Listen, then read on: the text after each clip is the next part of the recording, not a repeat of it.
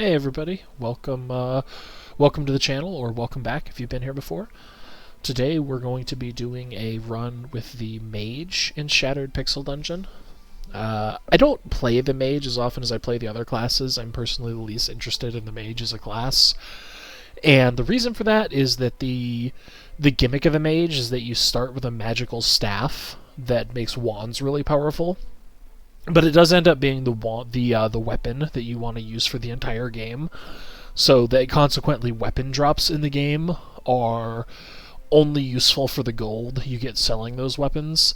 And I like having more variance in my run based on what weapon I get. But other than that, the mage is a very fun and powerful class. And I do think the Mage is if you're just starting with Shattered Pixel Dungeon and you want to get your first win, I do think the Mage is a great place to start. And the reason for that is that the staff that you start the game with is going to be your end game weapon. So you can spend upgrade scrolls as soon as you get them, which it means that your power curve is much stronger in the early game. And even though that becomes less relevant in the late game, and you do have some problems with enemies like anything that has anti-magic on it as an affix,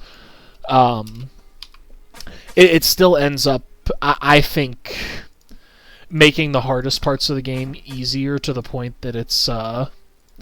I consider it the strongest class in the game, despite it being my least favorite.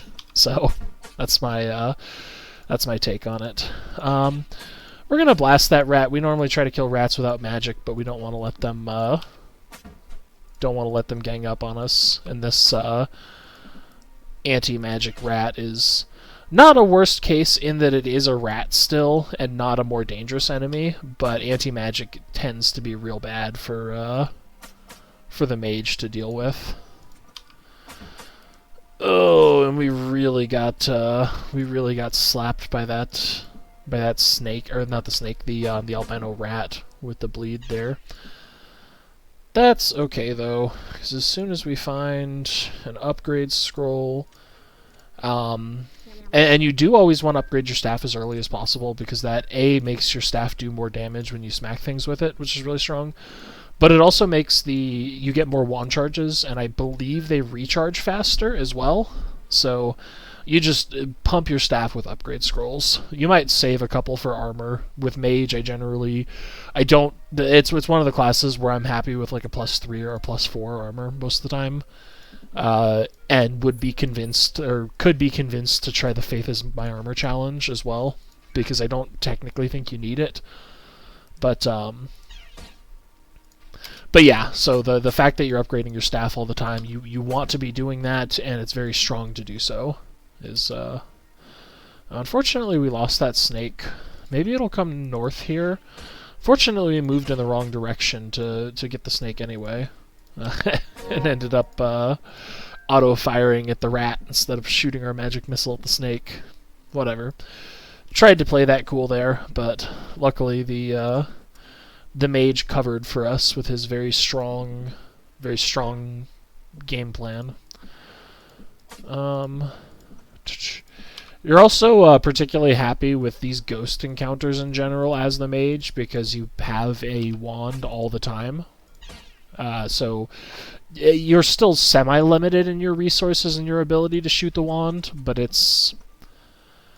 you're very rarely inconvenienced by things that have super high dodge. Let's see, the whole floor is explored, and we only have this black potion, so I think this has to be levitation. Yeah, it does. Oh, that's cool, we got leather armor. I don't know if it can be cursed from... Oh, no, it can't, actually. It's got the blue background here, so... We're not going to equip it yet, because I don't think it's worth doing so until you actually have the strength to equip it. I don't know why I skipped that leather. Oh, because I was running away from the ghosts. That would be why I skipped it. We're still not gonna... We're probably just selling the cursed one. And we're definitely equipping the blue one. We just want to wait until we have 12 strength. Because it's not super vital that we get armor early in our run, since we're spending our upgrade scrolls on the staff anyway. Oh, I forgot to level up per usual, we're going to do the damage talent that's going to make enemies take 1 to 2 extra points of damage if I bash them with my staff after casting. I don't remember if I have to cast at and bash the same enemy, so I guess I should probably read that. Yeah, so it doesn't actually matter. So I could technically zap one enemy and then auto-attack another enemy and still get the benefit. But it's something early game that's worth trying to space out your casts of your wand to try to maximize the value you get out of that talent. We got a lot of grass here, and since our weapon is +2, we actually tend to hit really hard relative to, like, you consider 3 to 10 isn't great for a +2 weapon, but that's still like having a +1 short sword, which is really, really strong for this level. So it's worth saving your resources when you can. Granted, I'm overcapped on this staff, which we're not losing anything yet by being overcapped on the staff, but it does mean we can be pretty liberal with our casts there. Let's see. We got a Blandford room. That's cool. This is, and I think I'm gonna let myself starve for a little bit since we're relatively strong to start.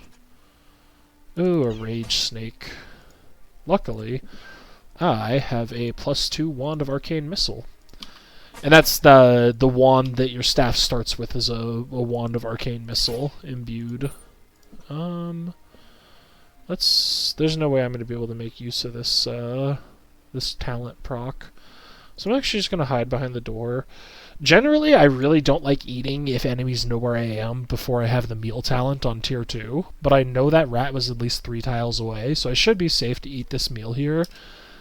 And and he's not coming for me anyway, so never mind. I guess he didn't see me. Yeah, we'll just smack him. We're trying to save wand charges here just because floor 2 means the fetid rat, so that one's actually pretty easy. We still are probably going to try to wand him down just because you want to kill that enemy quickly to avoid the paralysis cloud, and it's harder to like surprise attack kite them as effectively as other enemies. Unfortunately, we're losing that proc, but we still get the shot. The defensive talent, I think, is also worth taking at level 2. And what that does is that gives you a little bit of extra shielding when you use your last point of your staff, which is not as bad as it sounds because you're pumping your upgrade scrolls into your staff as much as you are. It tends to regen fairly quickly, is my experience. So you're not leaving yourself nearly as vulnerable as you think when you spend the last charge of your staff, because you're probably only a few turns from having the next last charge, and if you can repeatedly use the last charge like that, you'll actually get a ton of shielding out of the talent. We've got 2 potions here. What's really nice is we know we can drink both of these potions. Or I guess technically we got 3 potions, but we already know one of them is a levitation potion. So we're finishing floor 2 here. That means that we have to have a potion of strength in our inventory, especially because this kind of treasure room just has gold in it, so I know the potion of strength isn't in there. And because this poison room exists, one of these is also a potion of purity. So either way, I want to drink both of these, so I'm just going to stand. I could possibly take a point of damage from the poison if I drink the wrong one first, but I didn't. So we're gonna do the trap room, and then as soon as we're done with this, we're gonna drink that silver potion because it should be a strength potion. Yeah, so we get that point of strength, and go downstairs. 5 of 6 charges on the wand. Normally I'd go for a sneak attack there, but it will definitely run out if I run all the way back to the door, so we're just going to take our chances with the accuracy of the weapon. Oh, let's see what the... Oh boy. We're actually reasonably happy with scale armor here. That gives us another... Oh, and it's a +3 scale armor. That's real strong. If we put 3 upgrade scrolls into it, we could wear it at 13 strength. But this is still going to be available to us by Tengu anyway, and this should make Tengu a cakewalk. So we're pretty happy with that. That might end up being our endgame armor, but it's also pretty strong as is. So I do want to start spending my arcane styli on it. Actually, that's a tough one. Do I want a weapon or an enchant on my guaranteed non-cursed leather? I think not. We'll go for the scale armor that we'll be able to wear at 14 strength. And swiftness is pretty sweet. It's not the greatest enchant, obviously, and it can be hard to get combat value out of, but given how many of the armor enchants are actively bad, this one having slightly positive to no effect is something we're pretty happy with, ultimately. I do think repulsion isn't as bad on mage as it is on the other classes generally, but you still don't want to let casters cast at you, even though you're a caster yourself. You're both weak in melee, but they're weaker. Is that like when we're talking about the null casters in the prison floors, or the DM 100. No, it's the DM 100 in the prison floors and the null casters in the cave floors. We're fighting this fly a bit inefficiently here, by the way. We're not dragging it to somewhere that prevents it from spawning more, because we're hoping for a health potion drop, which the fly just obliged. So we've got... And the reason we know that is a health potion, per usual, the health potion is the only thing the fly can drop. That's the only thing on its drop table. So since this golden potion was dropped by a fly, we are sure that it is health.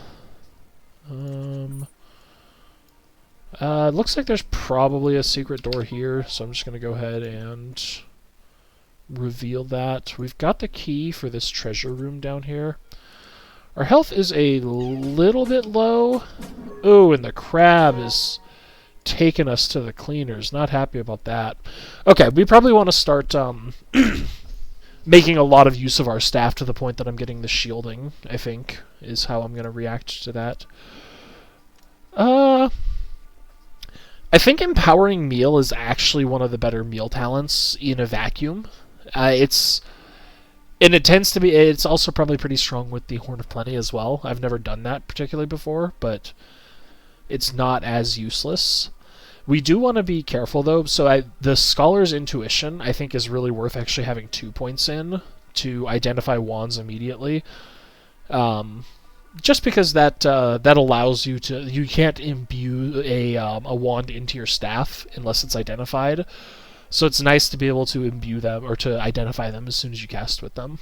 But, like I said, the backup barrier actually tends to scale pretty well. 5 shielding... 5 shielding is 5 shielding. Over the course of the game, that's going to save you a ton of HP. And 3 shielding is also 3 shielding, but, 5 is more. So, and it stays relevant, unlike most of the Tier 1 talents for any class. So, that's... I think for now, I am going to take Empowering Meal. Just because a few extra damage on the wand after I eat can be pretty strong. That was a mistake to get into melee range of that guy, but luckily gnolls we tend to two-shot. We already got our healing potion, so I'm gonna... How am I gonna do this? I think we're gonna drag him to prevent any spawns at all. We'll drag him all the way to here. And so you actually do that by...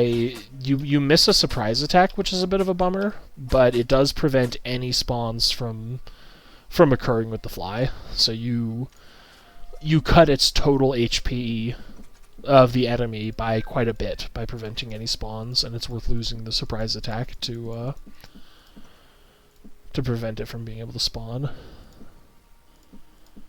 Got a chasm room. Be glad that there are no ranged threats. I say that as a giant and a projecting enemy spawn in front of me. There we go. We got that that nice little bit of barrier. Unfortunately, we probably can't make use of this damage proc because the snake has high dodge. We're realistically not killing that snake until we have wand charges. But you see there, my last wand charge came back after what, like 8 turns or something like that. So we're just gonna go ahead and shoot it again, and we will keep on kiting it that way. And luckily, the fact that we're constantly using our last wand charge here means that we're getting the shielding, which is pretty nice. The second snake certainly throws a wrench into my plans. We might actually be able to... I can't remember if these traps go... I guess either way, I'm not going to be able to hit them with the trap, but not myself. But I might actually... I see a poison gas trap down in the south of this room. So I think I might actually... So what we're going to do is we're going to step on this poison gas trap. If you run diagonally from it for a few frames, you make distance on the poison gas trap. And that should cause all of the enemies to take the poison damage while I'm able to escape scot-free. Which it did do that, so we're pretty happy with that. And... alright, that was actually not as dangerous a situation as I initially thought. Again, the mage tends to be real powerful early just because you're spending all your upgrade scrolls. Which is good. The staff is actually, it ends up being a pretty reliable melee weapon in terms of the damage it does as well. Because the scaling is pretty bad on it, but because the strength requirement is really low and also constantly going down, that means that you tend to get pretty high numbers on the bonus strength damage. So rather than doing 4 to 12 damage, right now it's technically doing 7 to 15, since we're getting 3 extra base damage no matter what, which is... that was wrong. But you see there I hit for 6, 8. Just the minimum the minimum pre-armor number that the staff does being 7 is pretty strong. Because that prevents the situation where okay, that's our second potion of strength, which is nice. That means we can equip this leather armor that we know to be uncursed. What else have we got? We know this is a health potion. We could technically turn this levitation potion into... So let's identify our... Oh, we've got a stone of intuition. I'll just mulch it. I don't think those tend to be that good. So let's see what our trinket is. And we got the parchment scrap. The parchment scrap is... surprisingly less good on the mage, or not surprisingly, but it's less good on the mage than it is on other classes, I think. Just because because you don't care about weapons and you barely care about armor, you don't actually try on that many items through the course of the game, which makes the fact that the parchment scrap removes curses from the game surprisingly less valuable than it is for the other classes. The Eye of Newt is an interesting one. I think at max upgrade you get 5 tiles of mind vision, but it also restricts your total vision to 5 tiles. I'm sure there's a way to make that powerful. I don't know how to do it. And the mage is a ranged class, so I definitely don't want to limit my range to 5 tiles, so we're going to skip on that. And then the salt cube is bad. Don't take the salt cube. We're pretty happy with the rat skull, actually. This is a relatively cheap one to upgrade. I think this costs, yeah, it's 6, 8, and then 10. So we need 24 energy total. Let's see if we can make that happen. We can scrap this levitation potion. We'll go ahead and do that. I don't want to get rid of my healing potion, just because I only have 1. We know that neither of these is the upgrade scroll, obviously, since we've used those.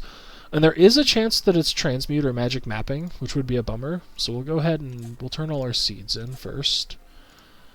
And that gets us to 18, so we do need to turn one of these scrolls into energy to immediately max the rat tooth. So hopefully this isn't transmute or magic mapping. Remove curse, the third worst one. Again, it matters less for the mage for the same reason as, I'm not going to be trying on as many pieces of gear, so I care less about remove curses. Though remove curse can affect artifacts and rings, so it is a bummer that we lost it. We're not happy about that. I'm coping. Is really what you're hearing there. I'm coping, and I'm trying to explain why I only called out 2 scrolls I'd be sad to lose when there were actually 3 scrolls I was sad to lose. But that's okay. You probably wouldn't want to immediately upgrade the Mimic Skull like that, by the way, if your build was weak at all or you were worried about your performance early game. However, I'm the mage, so obviously I have a +3 weapon already, which, again, it's doing 8 to 16 damage with the bonus damage.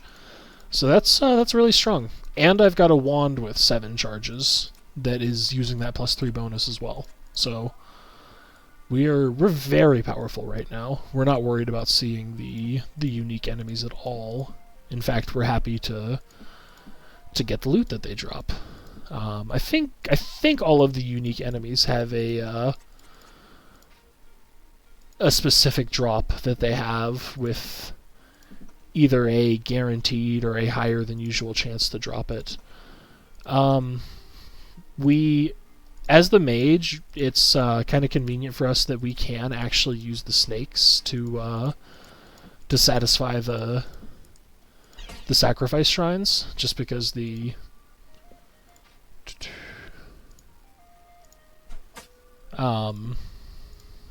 the word I'm looking for? Because the wand can't be dodged. Got an anti-magic null there, which is a bit annoying, but again, our staff is +3, which is dealing not insane damage, but good enough damage, is the way I'll put it. Probably heal a little, or eat a little bit earlier than normal, maybe at like 35 or 33 or something.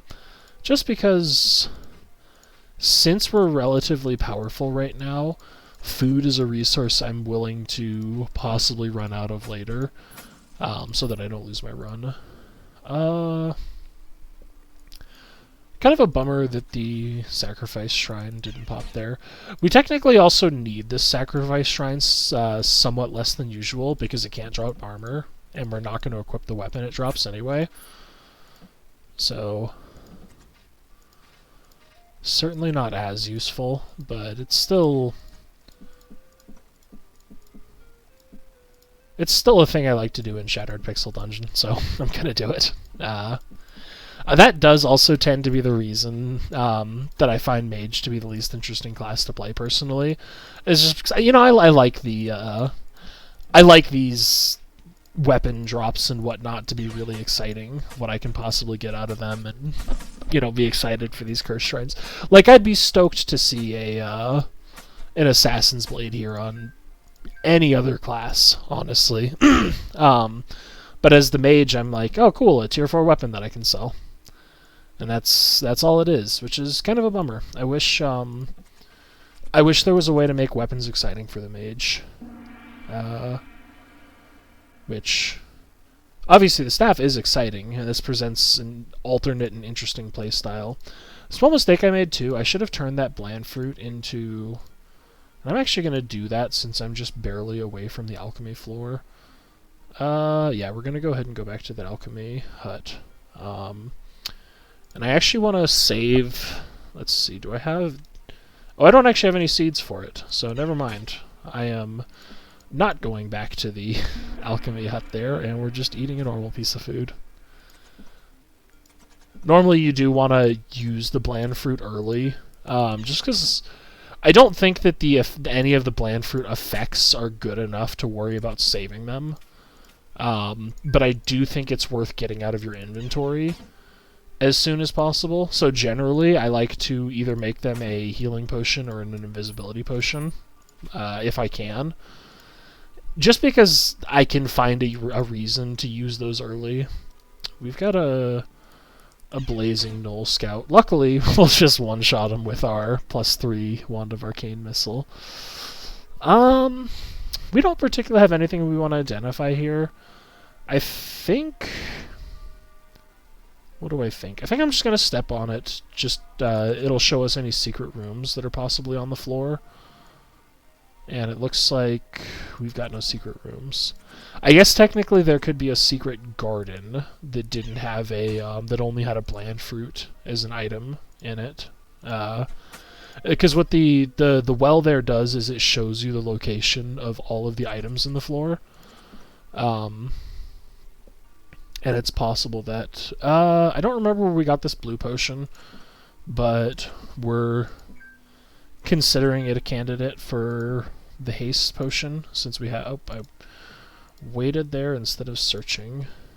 And I don't think there's a secret room here, by the way. I'm just looking for... it kind of feels like a situation where the room might be looping. Though we might have not a ton of distinct rooms in this. See, again, like I'd be so excited about a sickle drop on any other class. But on the mage, I'm just like, yep, more gold. This is the same to me as a hand axe. Let's see. I talked about all of these being good. I think we're gonna take the identification, just because personal preference. I tend to like the identification.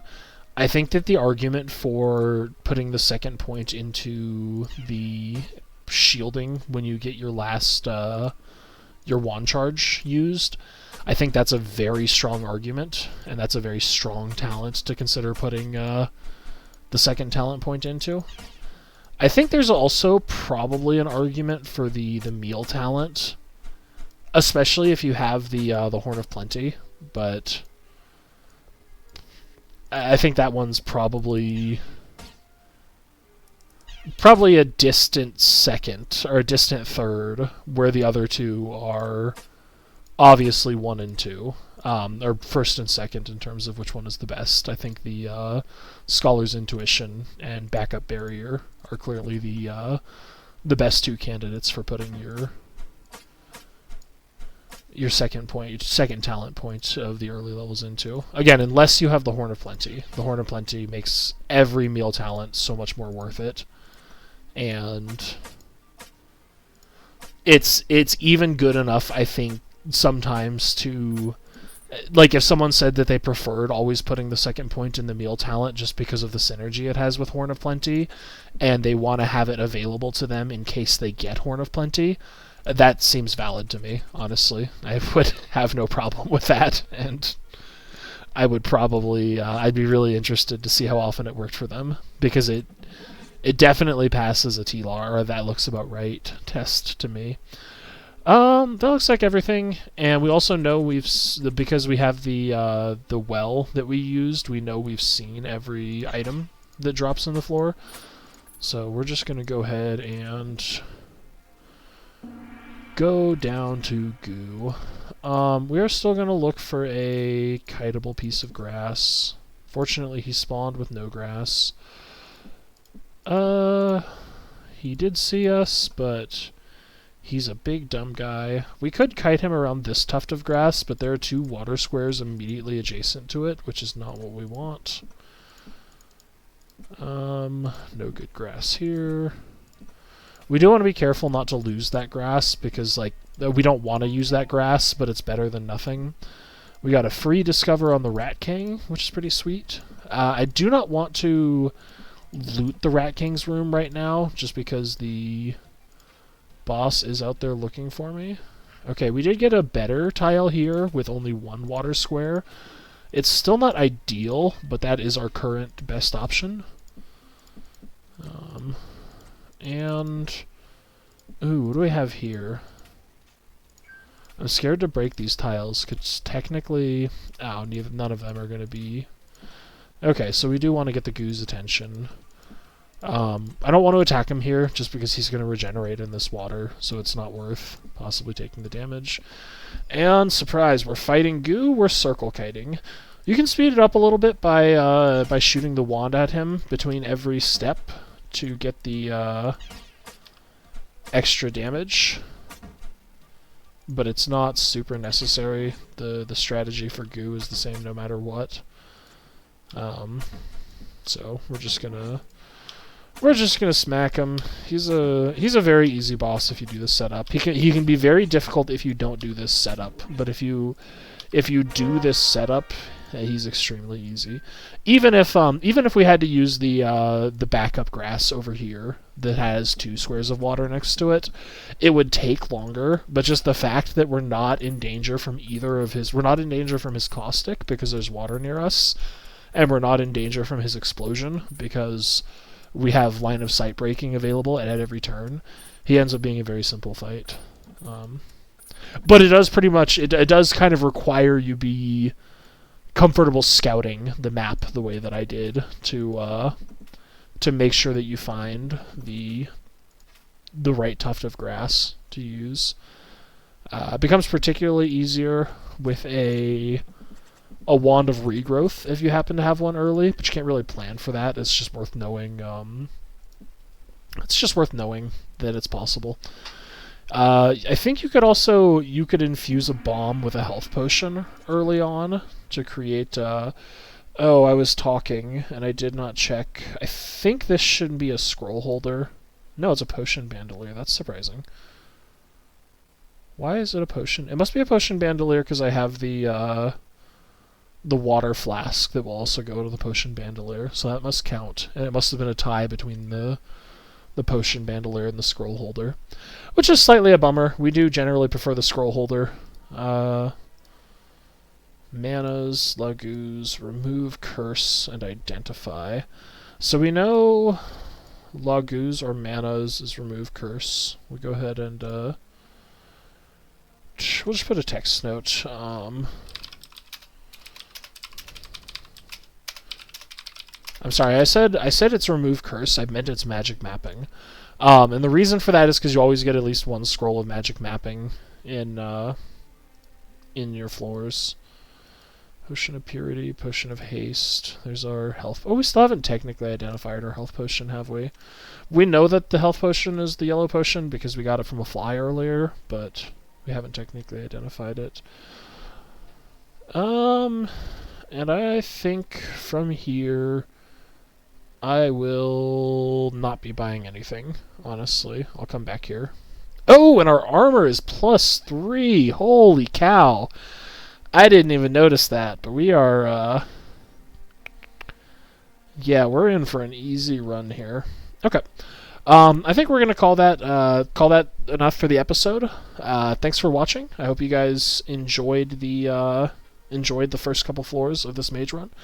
As always, if you have any questions about what I did or what you saw there, or if you have any comments anywhere that you think I could have been more efficient or made a better play or something like that, then let me know. I'll do my best to respond.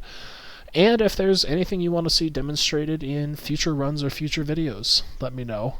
And yeah, other than that, have a nice day, everybody. Hope you enjoyed the video. Bye-bye.